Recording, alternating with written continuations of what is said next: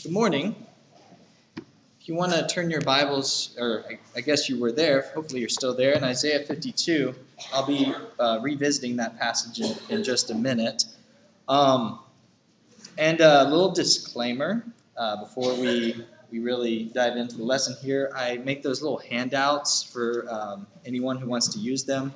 And I'm not sure, but I think that I might have accidentally made the handouts on so what I did is I made a few adjustments to the slides, and then I don't think they saved when I sent them to Quinn. So there might be a discontinuity between the handouts and the slides that are on the screen. So if that's the case, I apologize. If it's not the case, then disregard everything I just said. But I know if I did mess up, that some of the little guys will definitely correct me, because I've already been told I went way too fast on the last lesson when they were trying to fill out the worksheet. So just a heads up if you're using one of those handouts. That my apologies. But anyways, as the title suggests, the lesson is one. I don't know. It just there's a certain passage, like Chuck has kind of mentioned before. We'll get to it later on in the lesson, but there was one passage that kind of just was what this whole sermon revolves around and kind of sprouted from. And when I sent this title and kind of like what I was going to be talking about to when they were asked what kind of songs I thought would go along well with the lesson, I immediately was like, well, there's like if you just open up your songbooks, there's not a lot of songs that go well with this topic. And I think that like it says something really about our culture. It's a very a more Western thing that we don't know how to approach grieving very well. We don't know how to deal with pain, because we live in a blessed time, like in history. Like there's no more prosperous time in history than right now in the Western world. But that causes a disconnect with what I believe is something very core to the entire story of the Bible. And that is this fact of grief, of pain, and of suffering. And so just to kind of begin with the setting here, I'm just going to fly through a little introduction of what's the core of the Bible story. So God begins by creating a good world. Creates it on day 6. He says that it is very good. Like he looks at it all, very good. And then he creates these creatures on day 6 as well. These image-bearing humans. And they're meant to dwell in relationship with him. A relationship and a covenant partnership of love. To dwell with him forever and ever. Like that's what we're made for.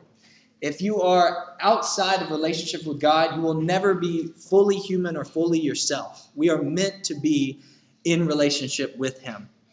And then the tragedy of this is you turn 2 pages later, after God creates this wonderful environment and this dwelling place of God and man together in the garden, and immediately we choose to walk away.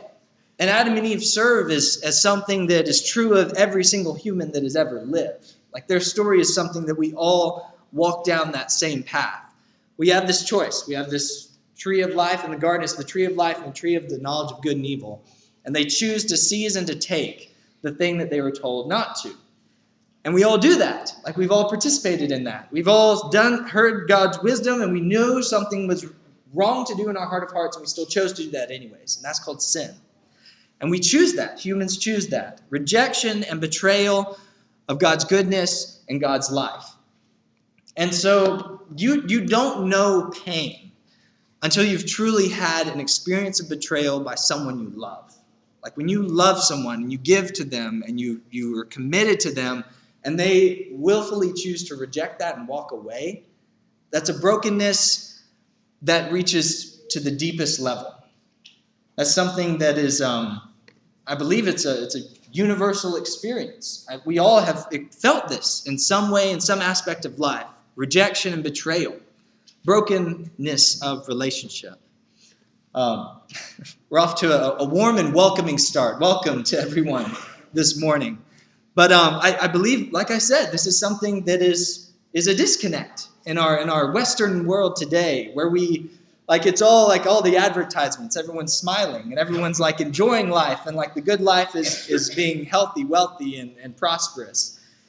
And for the majority of human history, and even the majority of humans in the world today, that's not their story. That's not what speaks to them. But the thing is, that's what this book speaks to, is to those people, the ones who are hurting.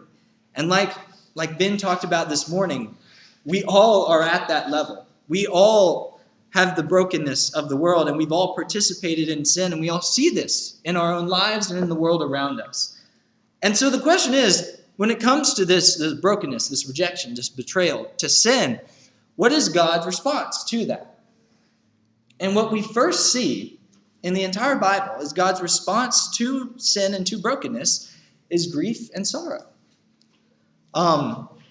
It will carry on here as we continue through here. So I don't want to go too fast. Like I said, I've been critiqued before with those handouts that I move on too fast. Yes, I see you guys out there. It was you. And to move on, because this flows right into our next point. Throughout the whole entire Old Testament, we see God's grief. And as I mentioned, his first response to injustice and evil is sorrow. If you look in Genesis, or you don't have to look there, but in Genesis 6, verse 6, it's as this spiral of destruction of the rebellion of mankind in Genesis 3 has just spiraled out of control until it says that every thought of man's heart was evil continually. And it said that God was grieved in his heart by that. And we don't actually see God described as getting angry until the book of Exodus. The first time we see God angry is at Moses in the burning bush, when he's speaking to him, and he's shown him signs, and then Moses is finally just like, send somebody else. And it says that he burned with anger, because he'd given Moses all of this evidence to trust him, and Moses is just like, no thank you. Someone else, please send someone else. But it's God's sorrow that is directed towards this brokenness and this corruption of sin in his good world that he's created and that he loves. And so this is something I have a friend who me and him are both kind of like Bible nerds. And what I do is I can be kind of like, I don't know, a little bit of a know-it-all sometimes. Like that's just one of my flaws, one of my many flaws. And so he loves to prove me wrong. And so I'll make these big blanket statements if I'm not really sure about something, and then I'll make a big blanket statement and just like wait for him to tell me where I'm wrong. And I'm like, okay, good, there's a little thing. So it's like I kind of like use his willingness to try and prove me wrong to like learn more in some senses. But I want to do that here as well. And I welcome anyone who wants to like point out a contradiction to this statement. But from what I can see as a whole, is that God's anger is mostly directed towards his chosen ones, and that's his primary direction of his anger, is to those who he's given evidence to trust him and they still choose to reject it and walk away.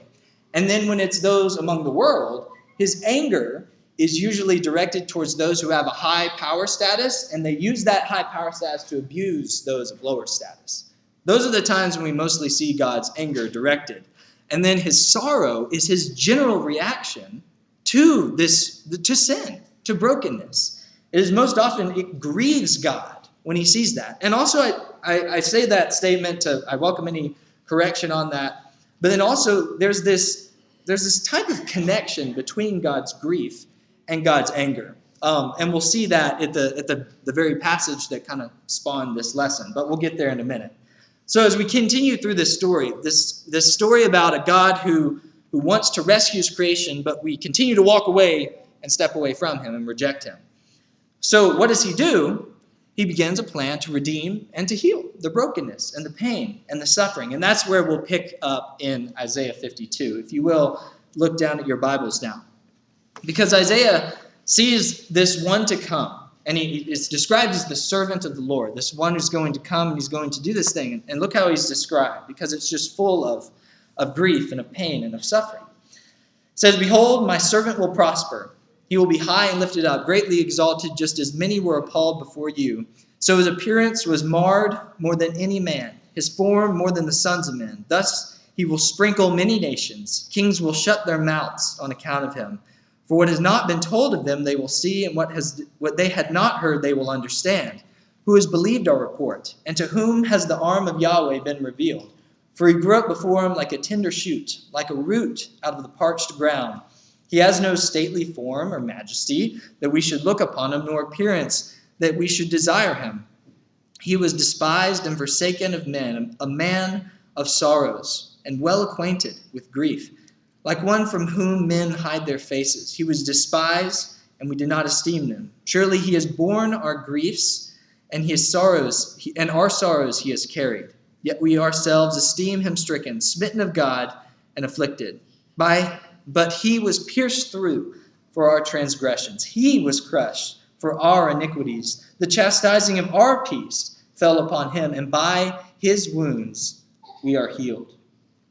And so this one that's painted here, this picture of this servant, throughout the book of Isaiah, it's kind of like, well, who is this servant going to be? Because later on, as we talked about last week when we were looking at the armor of God in the book of Isaiah, a lot of the times this servant is described as doing the same thing that God is going to do. And so it's like, is the servant someone else, or is the servant Yahweh God? The answer is yes, because that's the mystery, like one of the things that we can only see in hindsight because of what Christ has done. Christ was God stepping down, and his response to the pain and the sorrow was to come and to act. God's grief motivates him to move into action. And his response to that, to all this suffering, to this pain, and this mourning of the world that's been corrupted, is to come down and to help us in the midst of our sorrow. And so now, if you will, turn over to John chapter 1. Turn over to John chapter 1, and we'll be moving just a couple places in the book of John right now. But in John 1, it starts with a grand, big picture. I mean, he calls us all the way back to Genesis chapter 1, just with the first 3 words of his gospel. He says, in the beginning, just like the entire story of the world begins in the beginning. In John 1, verse 1, he says, in the beginning was the Word, and the Word was with God. So there you have the Word, and you have God. But then he says, and the Word was God.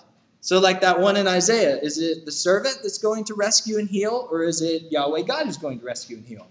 Yes, it's both. And then it says, he was in the beginning with God. All things came into being through him, and apart from him was not anything made that was made. And so now look down in verse 14. So this Word became flesh, and he dwelt among us, and we beheld his glory, glory as of the only begotten from the Father, full of grace and truth. And John bore witness about him, and he cried out, saying, this was he of whom it is said, he who comes after me has been ahead of me, because he existed before me. For of his fullness we all received grace upon grace. For the law was given through Moses, and grace and truth came through Jesus Christ. And now no one, verse 18, let's hone in on this one. No one has seen God at any time. The only begotten God, who is in the bosom of the Father, he has explained him. So that last bit there, that is actually ending on like an incomplete sentence. It's not a finished sentence. So it's kind of like, well, what he has explained, the word him is added in there. So it's just he has explained, the one who has come, this word that's become flesh, he has explained, and you're like, what was he explained? And John's inviting you to read on. As we go through this book, this Gospel of John, he's showing with all these different signs and these names of Jesus and these I am statements that Jesus made, as he's revealing, he is showing us the fullest picture of the Father in how Jesus lives and breathes and moves and interacts with people on this earth. He is the revelation of the invisible God. That's what Jesus' full purpose was.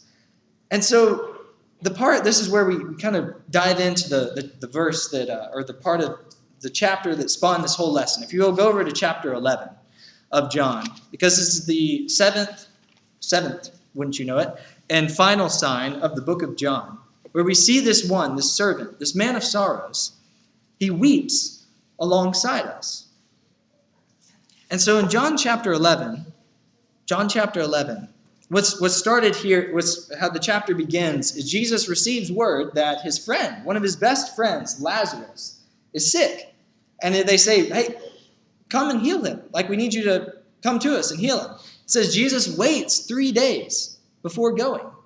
And then he says, he picks up and he takes his disciples, and when they get there, Lazarus has already died.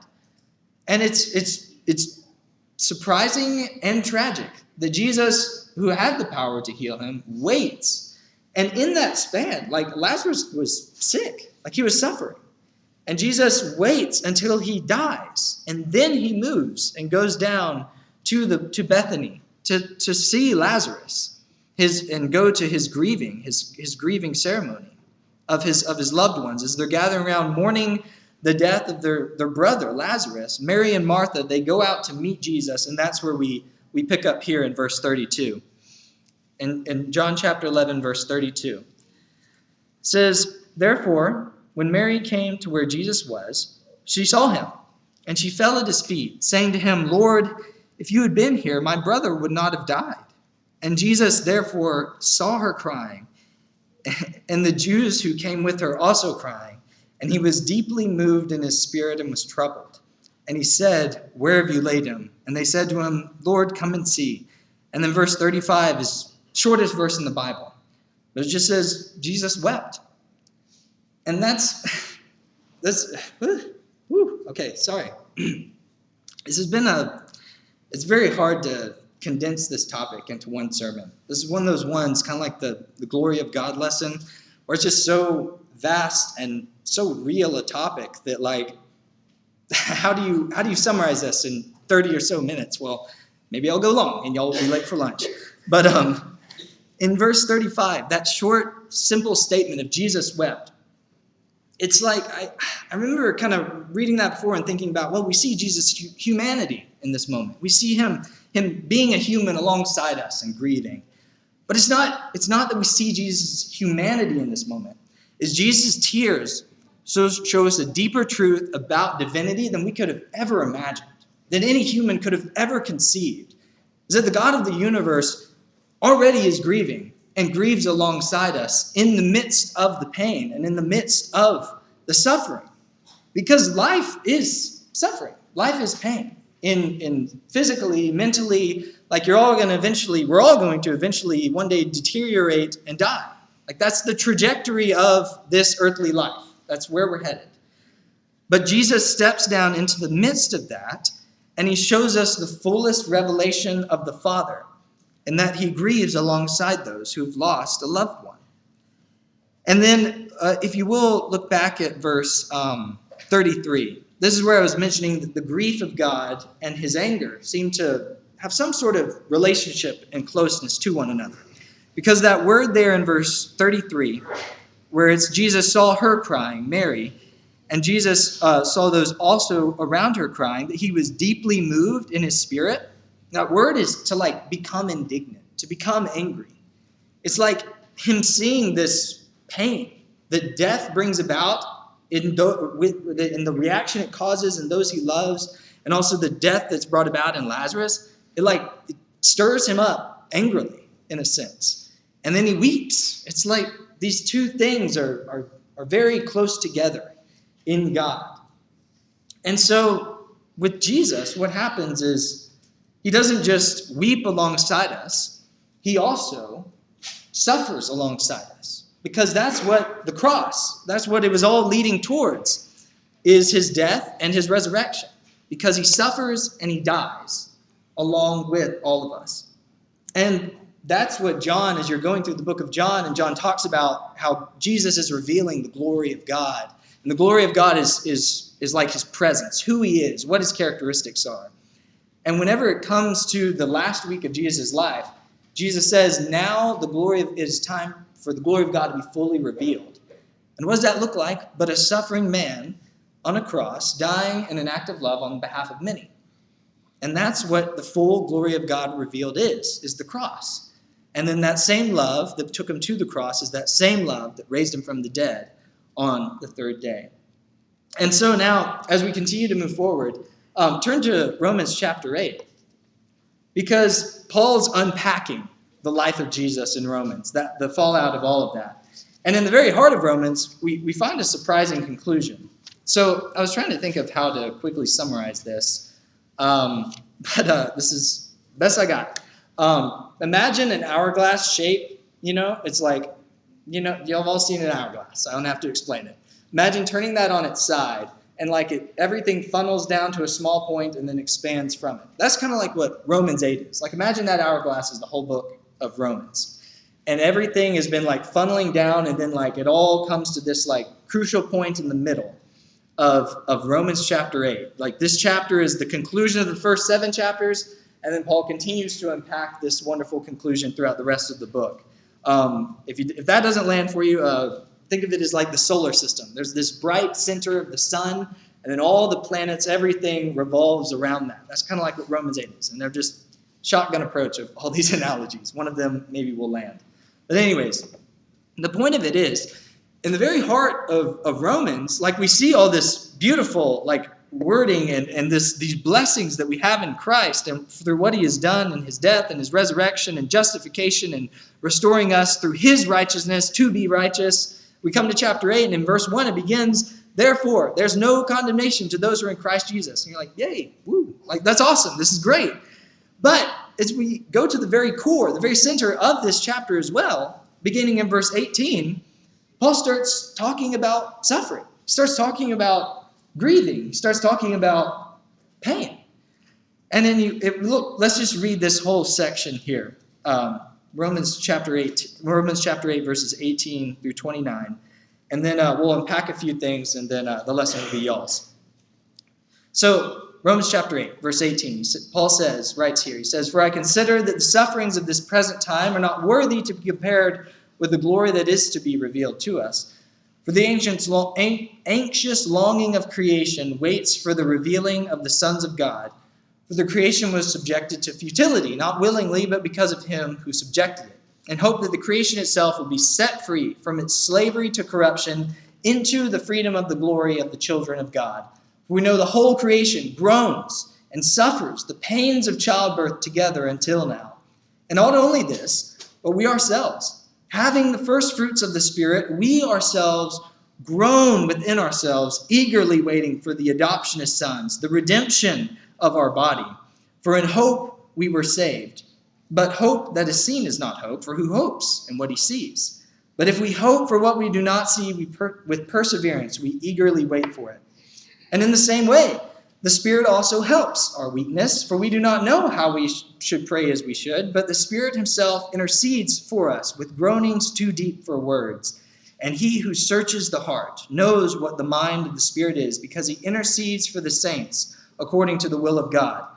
And we know that for those who love God, all things work together for good, for those who are called according to his purpose. Because those whom he foreknew, he also predestined to become conformed to the image of his Son, so that he would be the firstborn among many brothers. So, okay, it's very, very dense. But let's lock in on those last few verses there. Because Paul's in verses 18 through 25, he's talking about everything's groaning. Like it's like creation itself is groaning. And then we're groaning alongside it because of the sin and the corruption that is brought about in the world. But the beautiful thing about it is that in verse 26, and if you notice, I've gone through each of the 3 parts of the Trinity of God. God the Father, Christ the Son, and then now the Spirit. Is that even in this, as we're groaning, it says the Spirit also helps our weakness. Because when it comes to, if you really meditate on the brokenness of the world, whenever you turn on the news or you, read an article of the news or however you get your medium, or even if it's just something personally in your family or a loss you're going through, sometimes words are impossible to communicate the grief that you're experiencing. And says that the Spirit helps our weakness, for we do not know how to pray as we should, but the Spirit himself intercedes with groanings too deep for words. And that word help there, the Spirit also helps, is the same word that's used in Luke 10, verse 40, which I guess y'all probably would have gone through that when you were in the Luke class out here. When Mary and Martha, when they go to visit them, and then Martha comes out and she's frustrated because she's been preparing everything for the disciples and Jesus. And she says, Lord, tell Mary to come help me. And it's come stand alongside me and work with me here in the kitchen or wherever. I guess they didn't have kitchens. You know what I mean? To work alongside in preparing the meal for the disciples. And in the same way, when we are in those moments where we're grieving, where we're in pain, where we're suffering, Spirit intercedes with groanings too deep for words. And that's what's so puzzling about this is this mystery of the Trinity, because it's a very confusing thing. If you think about it for more than like 3 seconds, this idea of the Father, the Son, the Spirit, all being one, but all being separate at the same time, it's confusing. But that mystery becomes more tangible in our moments of grief and pain. Because as we've walked through, each one of them is grieving over this brokenness in the world. And when we're in those moments, when we're in that time of pain and of grief and of sorrow, they all come alongside us in that, because that is how it has been since the beginning.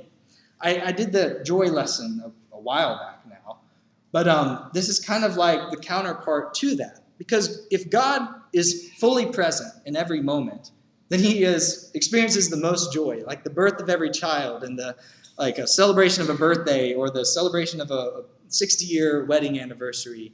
Like God's in all those moments. But he's also in all those moments of pain. The moments of loss in the wars across the seas in Ukraine or in Israel or in the world wars that we've had in the past century.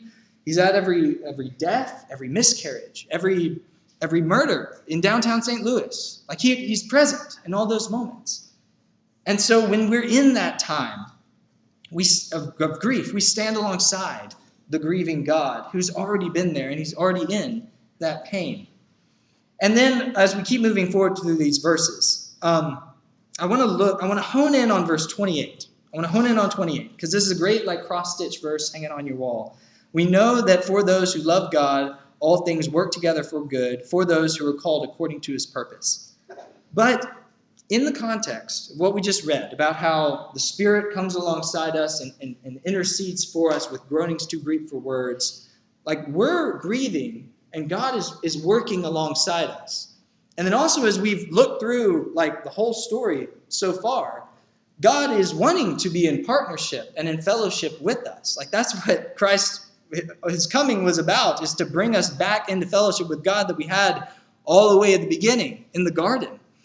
And so in that verse right there, and this is, again, I've taken 1 year of Greek, and it was on a dare from a teacher in high school, and all I learned in that year is that I don't know Greek.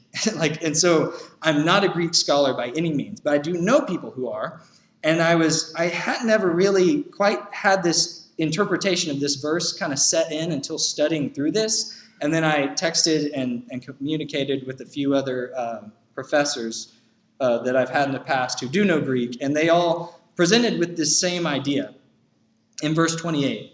Because it's often, we'll quote this verse, and I've even thought it in the past, where it's just like, well, I'm going through something hard, but I don't really know why, but God will work it together for good in the end. That's kind of just the general idea. But if we break this down and we actually look at specifically that word work, in verse 28 of Romans 8, God, those who love God, all things work together. That's an active verb. So it's like all things are working together for good. Present active is what's going on there. Something presently is happening. Something presently is working. And then also that word for those who love God kind of implies that we're going to receive something through God's working. But right there, if we read it in the context of everything surrounding it and the whole Bible story, I want to present this interpretation there. It is actually that, and those that, verse 28, and we know that through those who love God, all things are working together for good through those who are called according to his purpose. Because this comes down to the very core of the Bible story. What Jesus is God and man fully together. And he's paving the way for us to enter that partnership and covenant with God again that we had in the very beginning, working with God. And what this verse says is it's the grieving God that when we grieve alongside him, we're actually working together with him to bring about his goodness and his life in the world again. It's that promise to be in fellowship with him that's found here in the heart of chapter 8 of Romans. And then if we keep reading, I think it backs up that idea. Because what does the very next verse say? Because of those he foreknew, he predestined to become conformed to the image of his Son. That same grieving Son who came down and wept alongside us in the pain. Christ paved the way, and we now are being conformed into his image. As we look around us at the pain, at the suffering in the world, when we turn on the TV and we see all the violence that's happening, the riots of the past 4 years, the riots of the present year, the wars across the seas, the pain in our own relationships, the pain in our families, the pain in the city. As we look at that, our reaction shouldn't be, well, I sure hope God does something about that. So he has done something about that, and he is doing something about that when we partner with him and we grieve alongside him over the pain in the world. And then we humbly ask that he can show us how we might participate in his working to fix the grief and the pain in the world. And in that moment, as we kind of wrap this up and bring it home, in the cross, we see Christ confronting the ultimate darkness, the ultimate enemy, sin and death itself, and the devil. And what that shows for us as we're conformed to his image is what part of that darkness do we see in our own lives? What evil do we confront, and can we partner with God to absorb and to bring it to the cross and to crucify it? What cross do we have to bear? And whenever we take up that cross and we follow him up Calvary's hill, then we begin to do what we see in verse 28 of Romans 8. Through those who love God, through those who are working with him, all things are working together for good, through those who are called according to his purpose. And so then to close out, just a couple practical things to kind of help us as we retake this practice of grieving is letting the Psalms, first off, is help train this practice of grieving. When Christ is on the cross, one of the sayings that he has 7 sayings on the cross, and one of them is, my God, why have you forsaken me? And he's quoting a psalm. It's in that moment of deep pain, when words are at a loss, that Scripture becomes what flows out of him. And what the Psalms are is a prayer book, an ancient prayer book, and an ancient songbook of the people of Israel that is God's gift to us, and it's words of hurting people. Most of the Psalms are Psalms of lament. They outnumber all the other Psalms by a large margin. Most of them are lament. And so as you read through them, allow them to begin to shape your mind on a healthy way to approach God in prayer and in that grieving process. And then lastly, to close out, last point is just we need to reclaim and to actually practice and embody this discipline of lament. Because like I mentioned at the very beginning, we live in a world where grieving and lament isn't something that's it's kind of awkward, what do you say?